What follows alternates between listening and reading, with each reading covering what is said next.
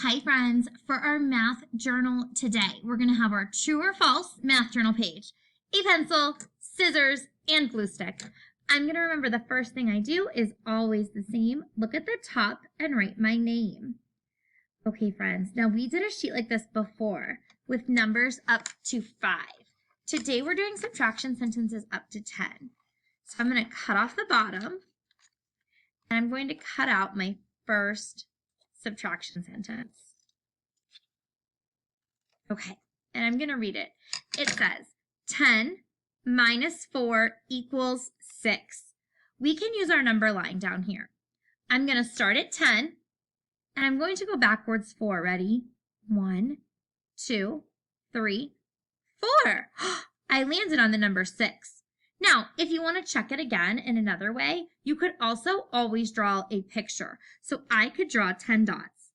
1, 2, 3, 4, 5, 6, 7, 8, 9, 10.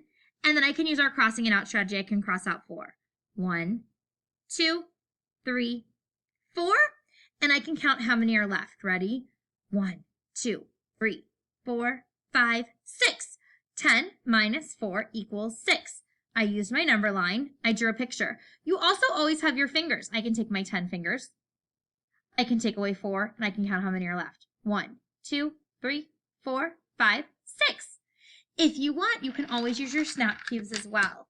So I can check it with my snap cubes. 1, 2, 3, 4, 5, 6, 7, 8, 9, 10, and I can take away 4. 1, 2, 3, 4, and count how many are left. 1, 2, 3, 4, 5, 6. So 10 minus 4 equals 6. That's true. 10 minus 4 does equal 6. So I'm going to glue it under the side that says true by the smiley face. All right, my friends, you're going to do the rest on your own. Remember, you have lots of strategies you can use. You can use your number line. You can draw a picture. You can use your fingers. You can use your snap cubes. Use any of the strategies, whatever works best for you. Mrs. Newlands and I will see you back here soon.